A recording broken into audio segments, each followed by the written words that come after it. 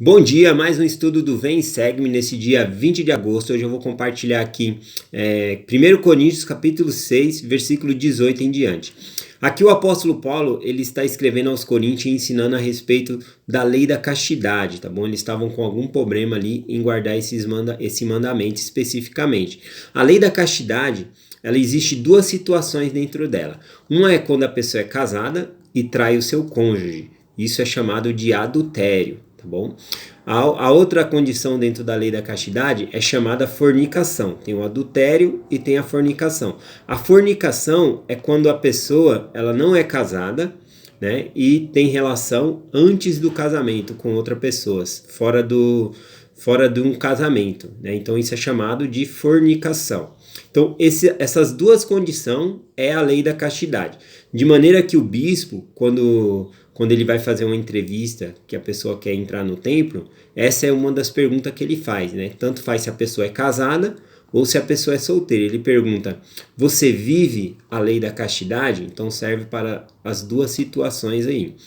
Esse mandamento é muito importante para entrar no templo, porque o templo é a casa do Senhor, né? Então, desde a antiguidade foi requerido que guardasse ali certos mandamentos específicos para entrar dentro da casa do Senhor. O templo ele é diferente da capela, tá bom? Da igreja que nós vamos. A igreja, por exemplo, é a casa de todo mundo. Todo mundo pode entrar na igreja, né? Ninguém expulsa ninguém da igreja, pode entrar lá.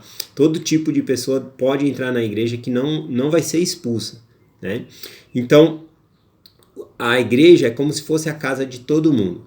Mas o templo, né, para entrar no templo é necessário ali guardar outros mandamentos. Vamos comparar o templo assim como se fosse o seu lar, a sua casa. A sua casa, ela é a casa de todo mundo? Todo mundo pode entrar na sua casa? Não, só quem você convida.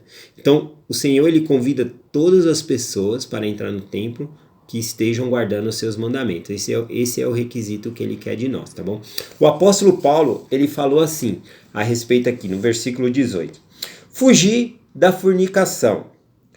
Todo pecado que o homem comete é fora do corpo, mas o que fornica peca contra o seu próprio corpo. Interessante isso que ele falou, que todo pecado, né, nos afasta da presença de Deus, né? E isso é espiritualmente, nós vamos se afastando espiritualmente da presença de Deus. O pecado nos afasta da presença de Deus. Mas ele fala que o pecado da fornicação, né, ou seja, da lei da castidade, ele fere tanto o nosso espírito como o corpo, né? E ele continua dizendo assim: ou não sabeis que o vosso corpo é o templo do Espírito Santo que habita em vós? Então aqui ele comparou o nosso próprio corpo como o templo, né? Onde o Espírito de Deus ele habita em nós. Então o nosso corpo ele é sagrado. Outra coisa interessante aqui no versículo 20. Porque foste comprado por um bom preço. Esse bom preço foi o sangue de Cristo que foi derramado por nós.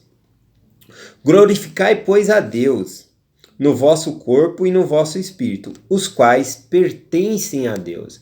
Então essa escritura aqui deixa bem claro que tanto o nosso corpo físico como o nosso espírito pertencem a Deus. Então é uma enganação a gente falar assim: ah, eu posso fazer o que eu quiser, o corpo é meu. Na verdade, o corpo ele é uma dádiva que o Senhor nos concede, é uma bênção, mas o corpo e o espírito pertencem a Deus. E um dia nós vamos voltar à presença de Deus e vamos ter que prestar conta do que nós fizemos com esse tabernáculo sagrado que Ele nos deu, tá bom? Eu deixo aqui essa mensagem em nome de Jesus Cristo. Amém. Até amanhã.